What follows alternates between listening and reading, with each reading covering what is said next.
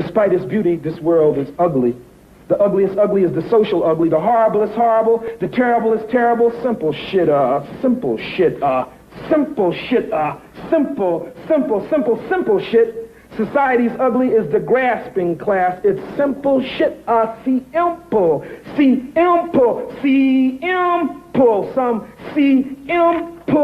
shit. Ain't nothing legitimizes this motherfucking upside down bullshit system. Nothing.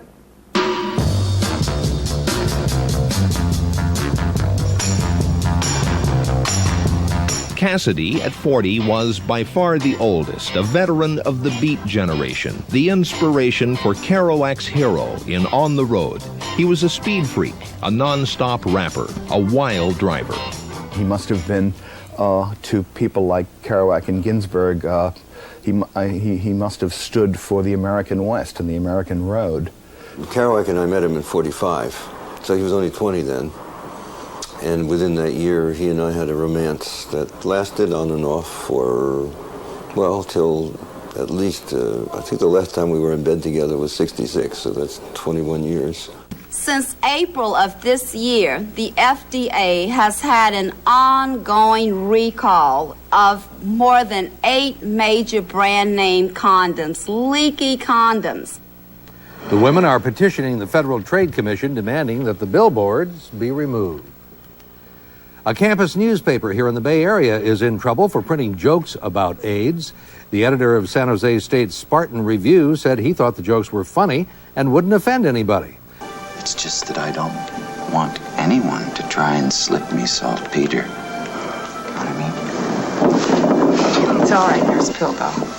If Mr. McMurphy doesn't want to take his medication orally, I'm sure we can arrange that he can have it some other way.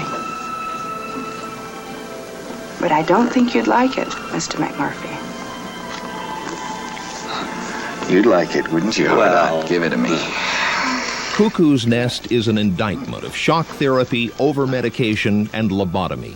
But the real breakthrough in the novel, what makes it work as fiction, is that Kesey tells the story from the point of view of an inmate, an Indian called Chief Bromden, who is diagnosed as a paranoid schizophrenic.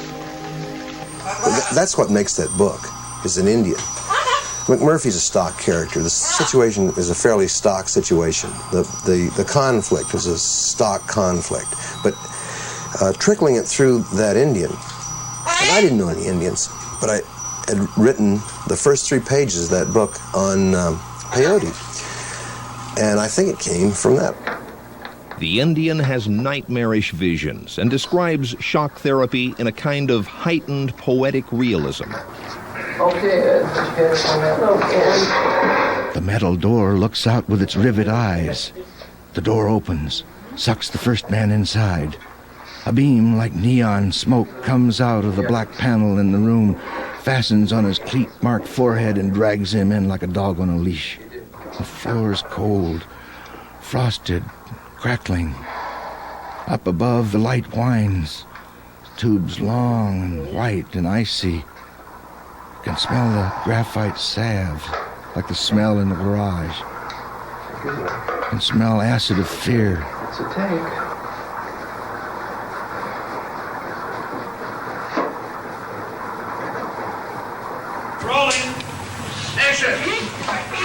What infuriates Kesey about the movie version is that the Indian was relegated to a minor character and the hallucinatory quality of the novel was ignored. Kesey was hired to write the screenplay, but his script was rejected for being too surreal. A bitter financial dispute was finally settled out of court. Kesey vows never to see the movie.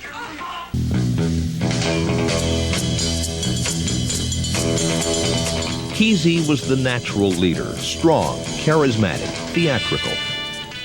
I don't want to be the quarterback. I don't want to be the ball. I don't want to be the coach. I don't want to be the audience. I want to be the guy out there who's calling the plays and making them go.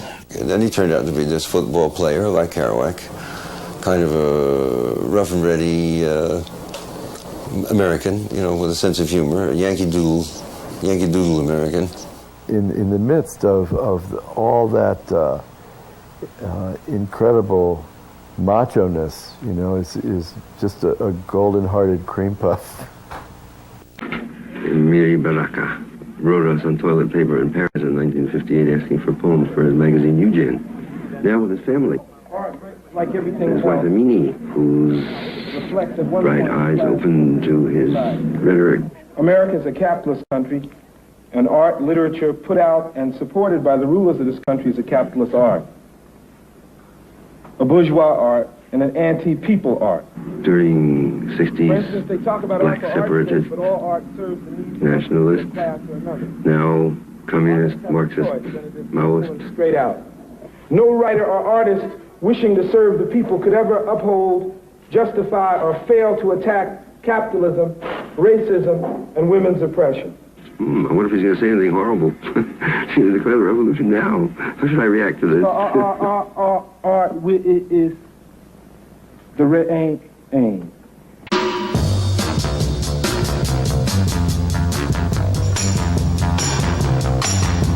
Cassidy, at 40, was by far the oldest, a veteran of the Beat generation, the inspiration for Kerouac's hero in On the Road.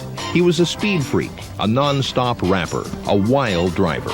He must have been, to people like Kerouac and Ginsberg, he must have stood for the American West and the American road. Kerouac and I met him in 45, so he was only 20 then. And within that year, he and I had a romance that lasted on and off for, well, till at least, I think the last time we were in bed together was 66, so that's 21 years. Fourth dimension. We are actually fourth-dimensional beings in a third-dimensional body, inhabiting a second-dimensional world. In the summer of '64, the pranksters decided to take their psychedelic circus on the road and to record the adventure on film. The fantasy was to see just how far out you could go. Cassidy, of course, was at the wheel. The wheel is turning and you can't slow down. You can't let go and you can't hold on. You can't go back and you can't stand still. If the thunder don't get you, then the lightning will.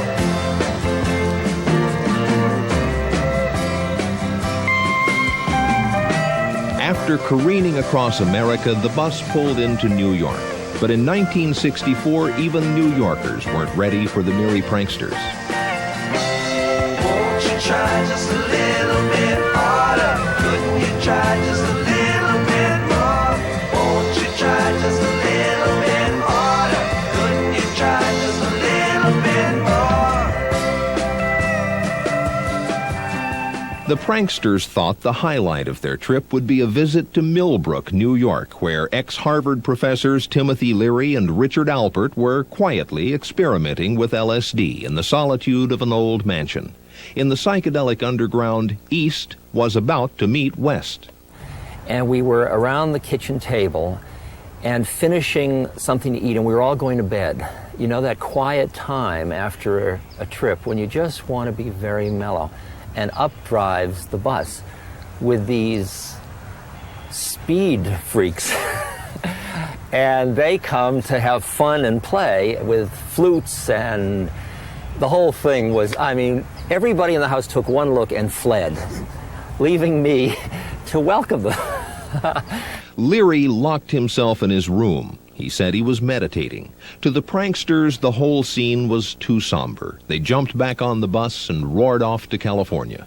I think there was an ideological split. You know, we would have tried to keep it cool, but that already is elitism in a way, you know, and Ken wasn't that. It was, you know, Kool-Aid for everybody.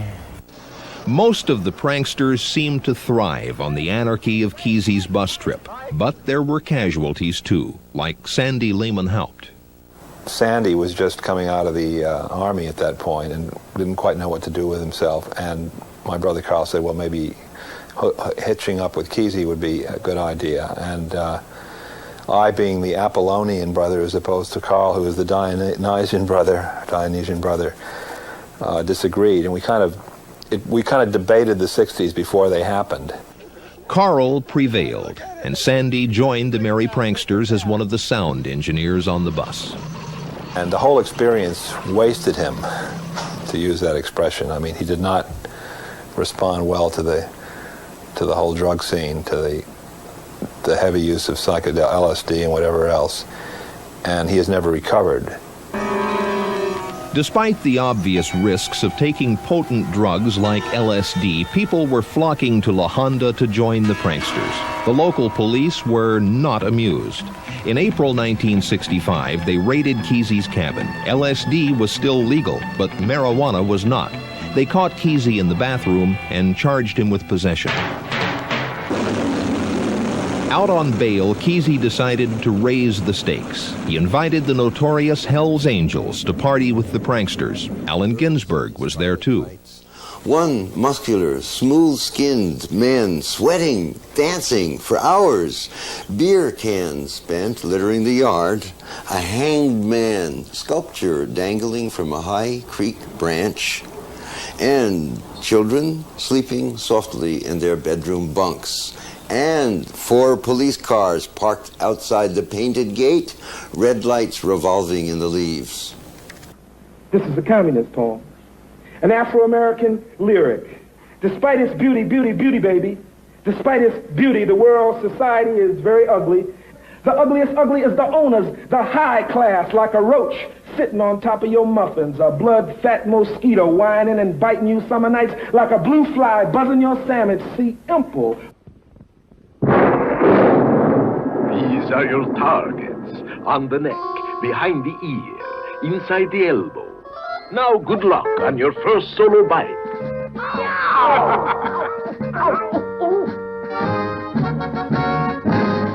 Mission accomplished. Excellent. Ah, look, a commemoration. It smells sweet and good, like rain. Raid Flying Insect Killer.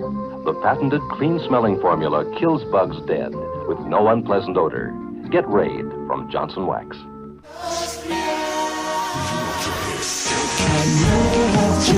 There she was, walking by. She was the finest girl I've seen in my life. Till it came down to her curl. It was the driest curl I've seen in the world. Whoa. He was blind, he was sweet. When he took off his bandana, he was just as dry as me. So we went to the swap meet and got the first box of some lunch trees. We did. So let your front blow. I know that you want those. Illustrious.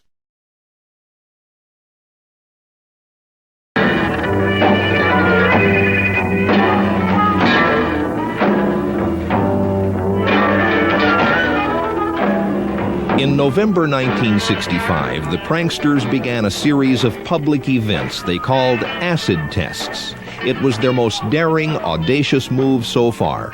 Public parties with strobe lights, freaky costumes, bizarre music, and LSD in the punch bowl. The posters asked, "Can you pass the acid test?" LSD was definitely out of the closet. Ken and the group out in the West Coast just took the stuff, and with the first acid test, I mean, I just remember the San Jose newspaper with drug orgy as this huge headline. I mean, they just blew the scene apart. The descriptions that have come out, you know, that have dribbled down, make it sound more lurid and weird. And though it was lurid and weird, it was it was a whole lot of other stuff, mostly funny. The pranksters recruited Jerry Garcia and his struggling new band, the Grateful Dead, to play at the acid tests. And they were like our first and best audience, the pranksters were. You know, they were the first ones to get off on us. And that was a big charge after we'd been emptying nightclubs for months, you know, or years. They were noisy, they were really brash, they played excruciatingly long songs, incredibly loud. And most folks just weren't ready for it.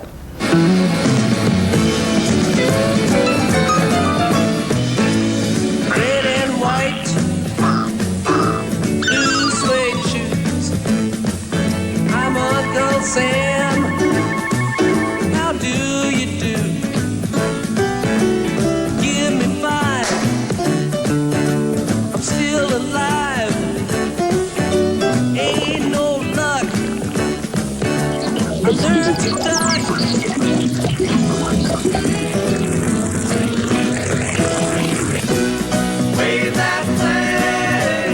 The acid tests were Ken Kesey's American Dream Factory, public theater trying to make people more open, more spontaneous, more adventurous. And Kesey used to refer to this as moving off of dead center. He says most people are born, live, and die without ever moving off of dead center. And his idea was that everyone should move off of dead center at some point just to see what he or she can do. Kesey and his friend Stuart Brand began to plot an even more ambitious event, a Trips Festival at San Francisco's Longshoremen's Hall. Well, the Trips Festival was two things. It was the largest of the acid tests, and it was really just a picking up on Kesey's invention of all-night public entertainment where you really didn't know what was going to happen next, and there was a certain amount of a whiff of danger. On the eve of the Trips Festival, San Francisco police arrested Kesey and another prankster, Carolyn Adams, on charges of possessing marijuana. Carolyn, how did this experience affect you? Oh, I'm tired of it all. Are you glad it happened? I'm not glad it happened, but I'm not sorry about it particularly. I mean, I'm not weeping with remorse. Released on bail, Kesey and Mountain Girl were out just in time for the Trips Festival, which was a huge success, thanks in part to a new promoter on the scene, Bill Graham. We were meeting people from different planets for the first time. I came from a different planet. I came from New York City talking to Kesey or Ramon or Jerry and these musicians who come from either Palo Alto, upstate California, and talking about communes and making changes in our society. I found myself dealing in their world, and they had to put up with a guy with a clipboard who was looking at a watch, and there were no watches in their system. Thousands of people came out to the Trips Festival. That weekend in January 1966, the Haight-Ashbury era was born.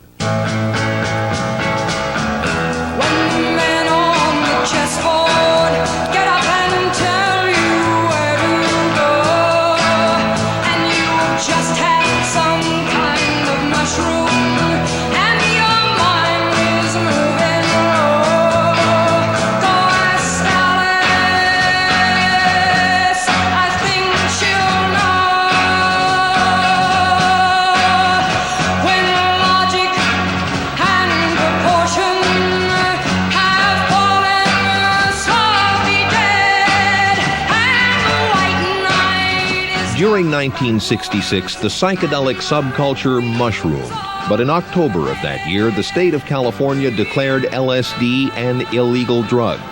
Kesey, who had been hiding out in Mexico, returned to San Francisco and announced that the pranksters would sponsor an acid graduation.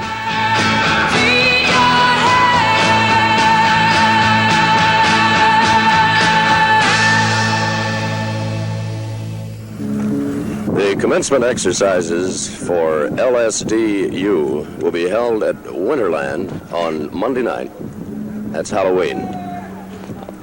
And, of course, the man who is going to be passing out the diplomas is Ken Kesey. No, I'm not going to be passing out the diplomas. Neil Cassidy is going to be passing out the diplomas. I am just kind of helping put it together. He knows the people better than I do. Well, Ken, what's the theme of this commencement exercise? Trick or treat. At the last minute, Bill Graham, who controlled Winterland, canceled the prankster extravaganza. And it broke up in really rather bitter politicking. And as a result, this thing never did occur at Winterland. And finally, the pranksters ended up having the kind of home movie version of it.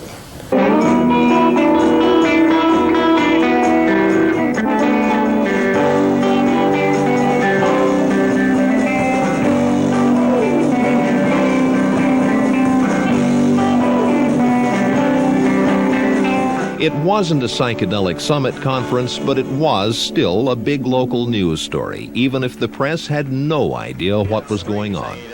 Are you a member of the graduating class tonight? No, I flunked the acid test. How do you go about doing that? Well, the stipulations that Ken put up, I didn't pass. Until about 2:30 in the morning, it was a big party. Then it began to get increasingly religious. Somebody says about acid, but it's a door. It's a door to heaven. By daybreak, only the pranksters were left in a tight circle around Kesey. So there's a great note of sadness in it, as if much had been attempted, and perhaps much had been accomplished, but so much had not been. The next week, Ronald Reagan was elected governor of California. Well, I'm terribly frightened by the problem of LSD. I think there's been a great deal of misinformation by those who seem to see no harm in it. But as a parent and as a citizen, and certainly now in this position, I am greatly concerned. The authorities began to crack down on the rebellious new youth culture, but it was too late. What Kesey and the pranksters had helped to set in motion was now a movement, but Kesey himself wasn't around to enjoy it. In June 1967, he began serving time. Some came along, 100 grand to hold on, and it felt like a ball and chain.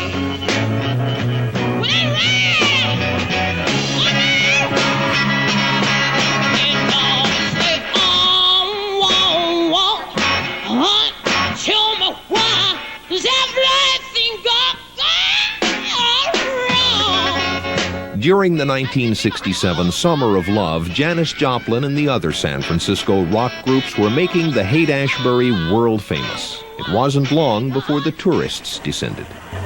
The hippies is often a strange world in which they live in. They take many trips.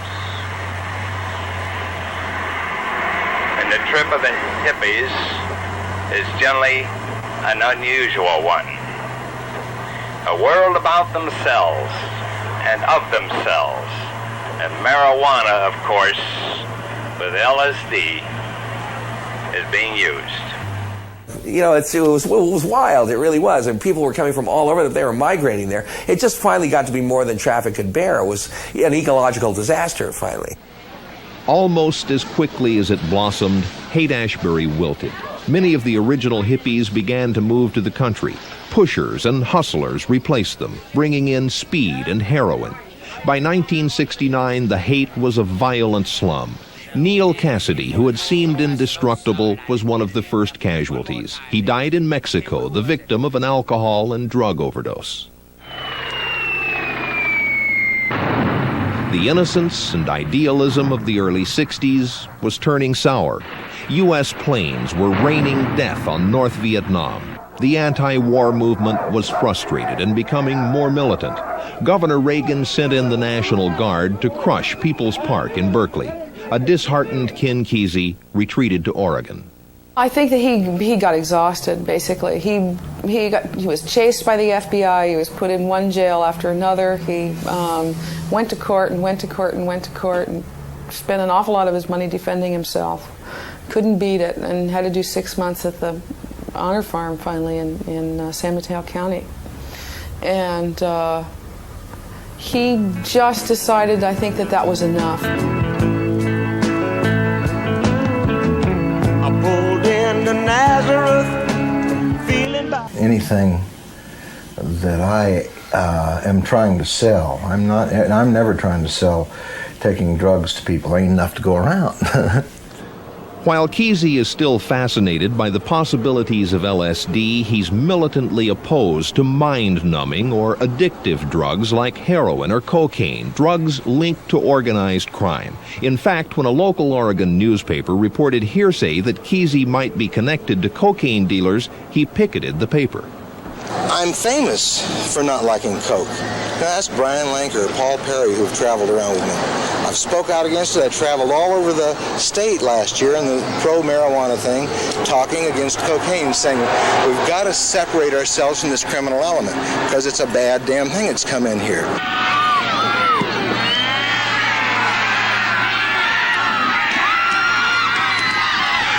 Ken Kesey is what Robert Stone called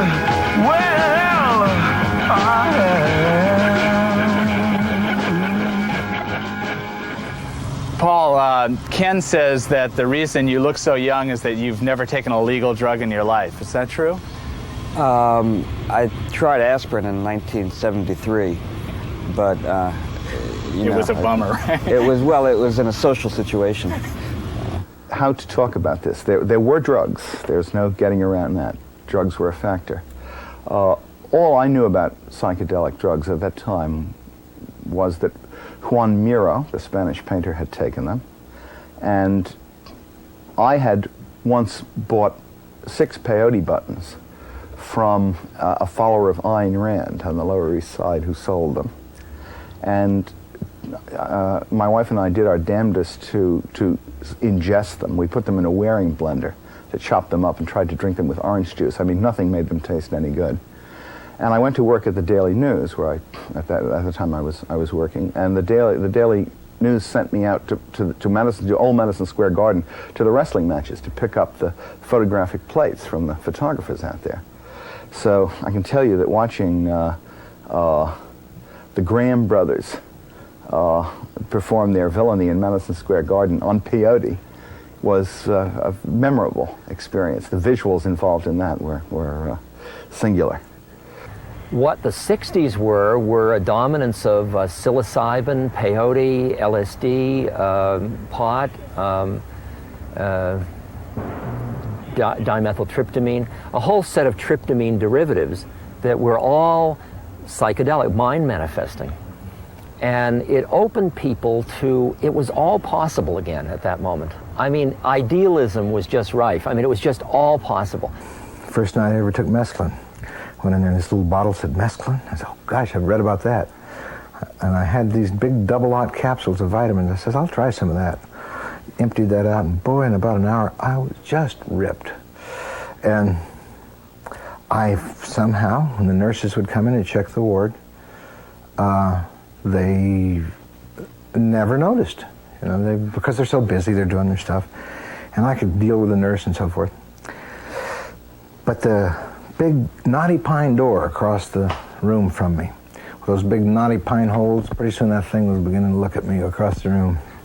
And I couldn't take my eyes off of it, because as soon as I take my eyes off of it, it'd cover about half, it'd be right here. And I'd thought, get back over there. And finally, I put a line, I drew a line right down the middle of the floor in the nurse's office.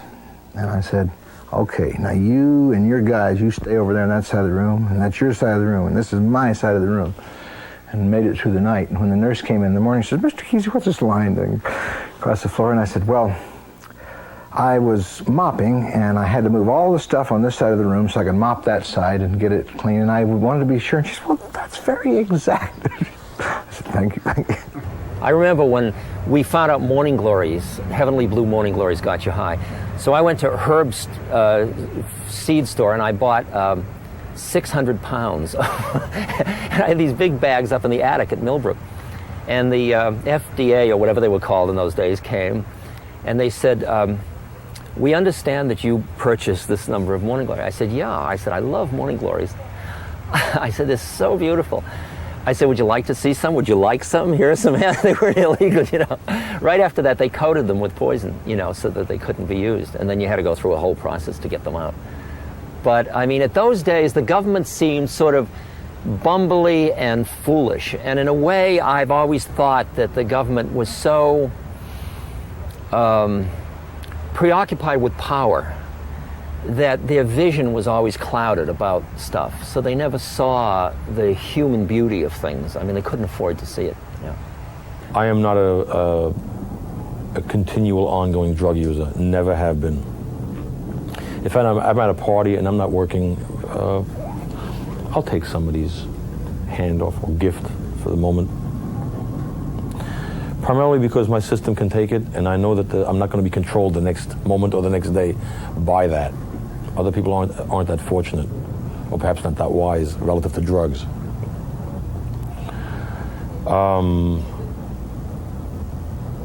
Inducing others to take them without consideration for what it can do to them is a major problem I have with too many people. especially as it relates to younger people. Heroin, crack, derivatives of injection drugs. Not only do I feel strong about them, the convictions are complete about dealing or messing people's heads up for you.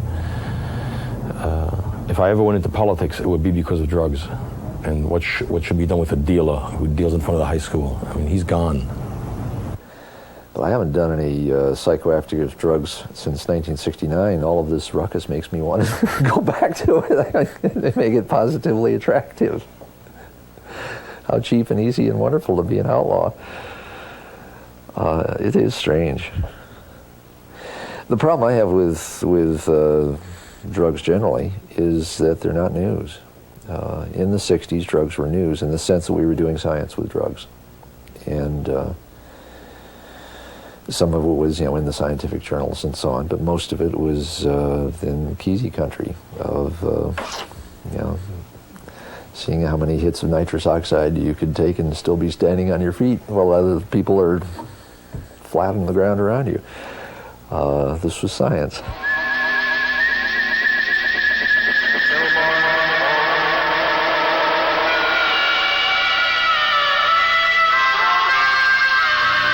This house is built to honor the Lord of the world.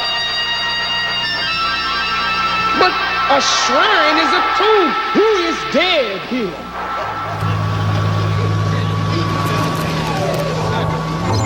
The Honorable Elijah Muhammad was raised up in America as a warner, not just to black people. He's a warner to America and a warner to the nations of the earth that a new world order is coming in now.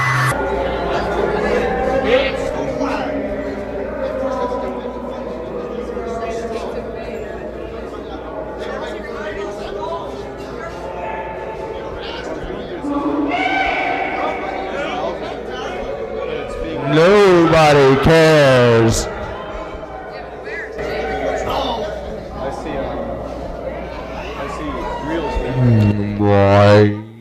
Yeah.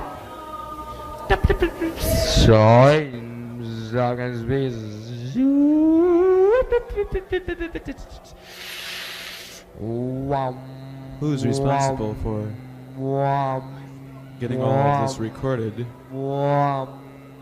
Just checking up on you. Here you can talk to anybody. It's just a little bit less loud. Freak freely. Here, this was quite a bit louder than if you back off. And I want to tell you a little story right now. Just a sort of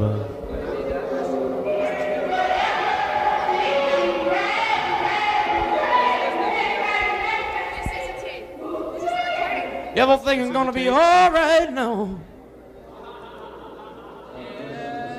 Now I wanna know, do you feel good? Yeah.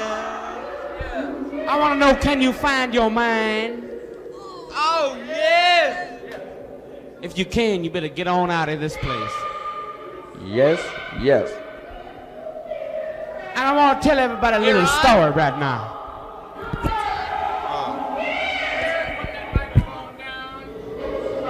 I was going to give you this. Oh, they unclip. Look, just plastic.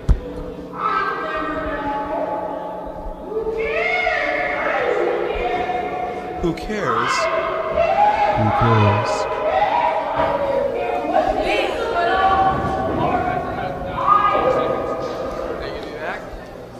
It's okay. It's okay.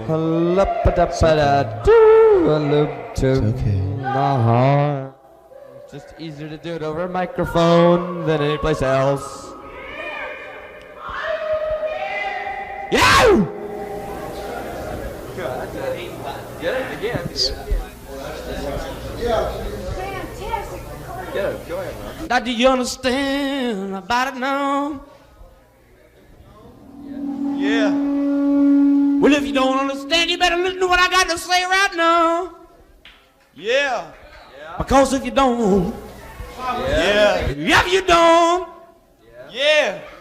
There's something wrong with you. Yeah.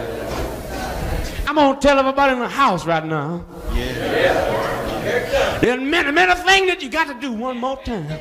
Yeah. You got to think about your neighbors.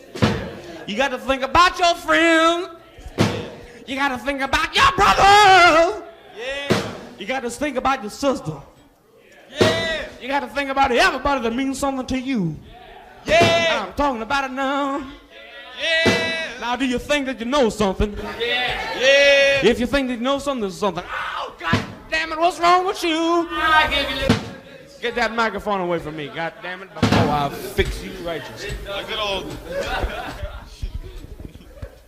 You know, before I got interrupted by that man, I was trying to say. I was so rudely interrupted. I was trying to talk a little bit. I was trying to say something to all you people who are standing around here. Get boxes. And my main point of business tonight is that you got to love everybody. Yeah. Wow! You got to love everybody. Now, you know, you may walking down the street one day. You know, somebody may come up to you and point a pistol in your head and say, give me all your money. This one, can you hear the difference between this? Now, if you have any sense, you know, you're going to give him your money. I want but you this ain't got when no I'm business to singing. hate that man for doing that Can because you you get know that? there must be something wrong with him. Wow. I want to tell you about it one time again. This one has. I'm telling about it. Yeah. This one's the whole room. I want everybody to say yeah. A little bit more. Fuzzy around the edges. Yeah. Come on, try it in unison. Yeah. I want everybody to say yeah. Yeah. Everybody say yeah. Yeah. Ah, yeah. Yeah. All right. Yeah. Now I want to know. Yeah. I want to know, do you want to know what I'm talking about now? I'm talking about somebody who lost a little bit of love. Somebody who lost a little bit of friendship. I want to know, do you know what I'm talking about now? Yeah. You know what I'm talking about now? Yeah, I want to know. I want to know. I want to know. I want to know. I think maybe you're hearing what I'm saying.